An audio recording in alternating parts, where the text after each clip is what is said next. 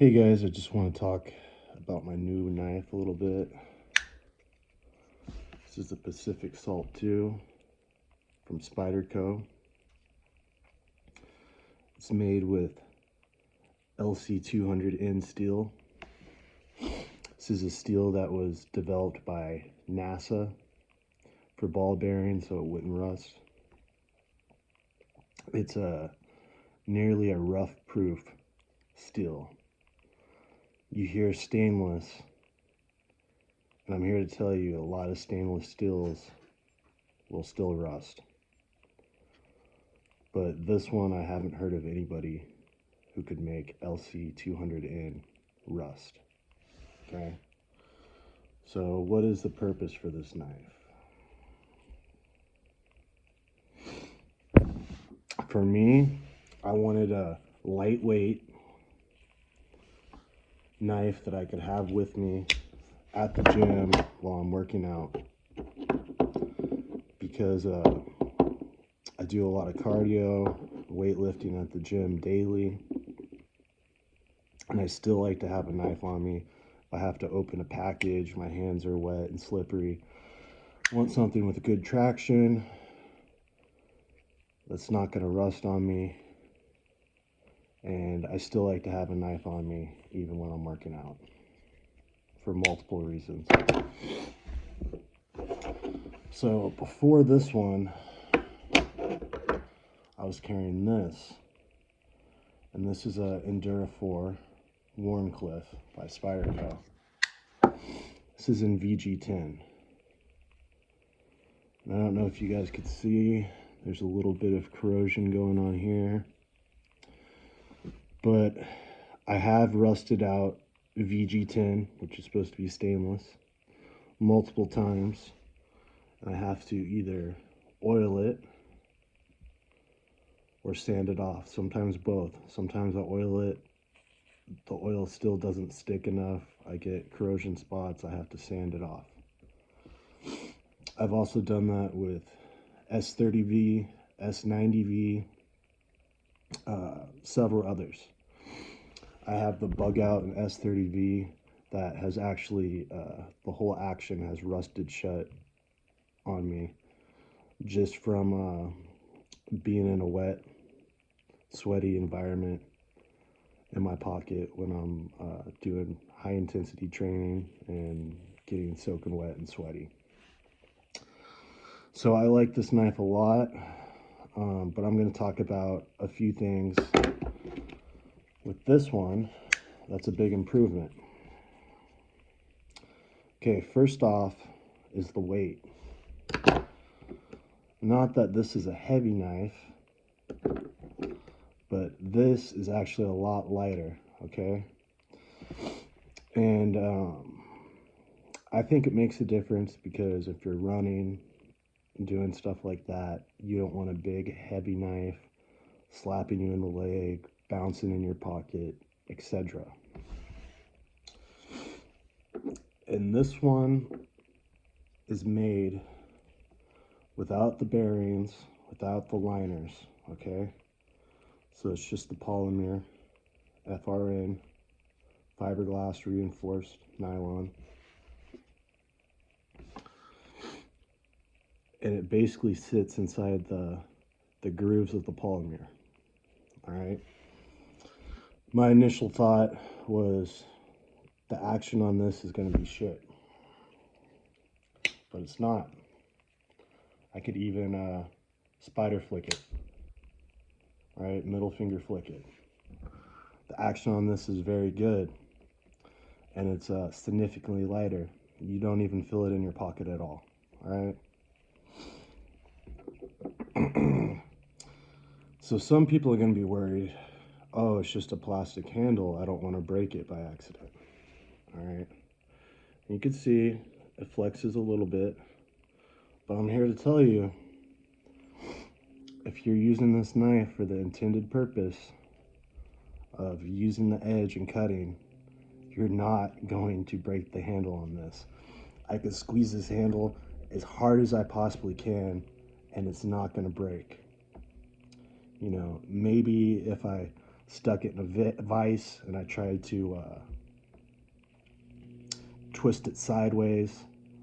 Possibly I could break it, but if I ever planned on using a knife that hard, I would, gravitate towards a fixed blade or a different tool. My lightest weight knife isn't made for heavy prying jobs, etc. All right, so I want to show you this. This has the bearings and it has steel liners, okay, and the Endura. You still have the same amount of flex, all right?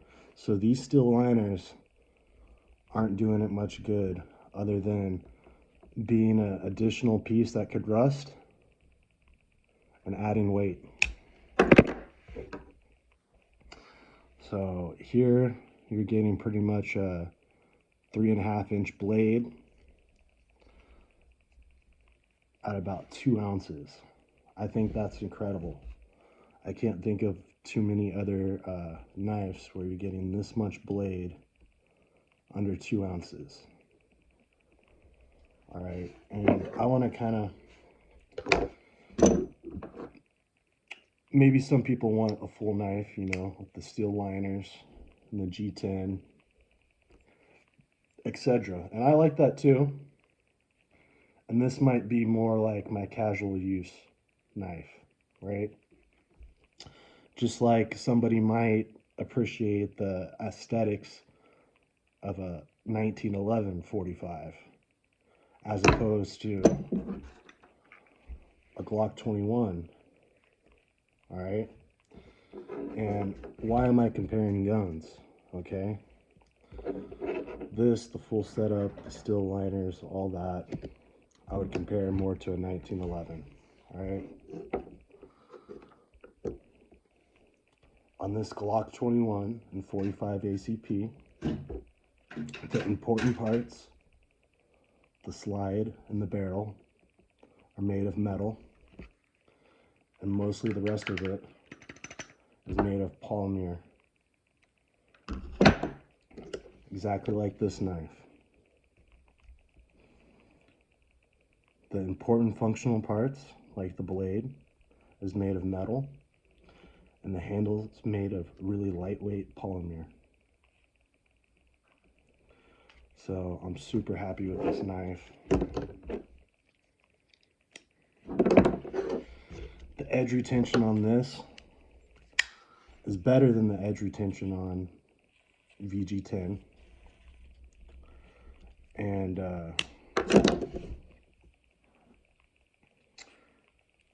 I would say it's mid-tier edge retention. You're getting about the same as you would with S30V, etc. So, but what separates this apart is how easy it is to sharpen. In sharpening, it forms a burr extremely, extremely easy, to the point it feels like a steel that would have shitty wear resistance and be too soft and not hold up. But that's not the case. It holds up just fine. It's just very malleable, easy to grind, and it sharpens extremely easy. And this type of steel is a very fine grain, so it does take a very fine edge. And the way it feels and the way it sharpens reminds me a little bit more like a carbon steel. We have low carbides. This is nitrogen enriched steel. So basically that means they're able to keep the chromium fairly low, just enough to be stainless, and they're able to lower the carbon a lot and replace the lowered carbon with nitrogen. The nitrogen forms carbides, and it's easy to grind, stays sharp, takes a beautiful edge, and instead of getting that dull working edge, it blunts over a little bit, but comes right back with strops or ceramic rod. Just want to show you a little bit of cutting.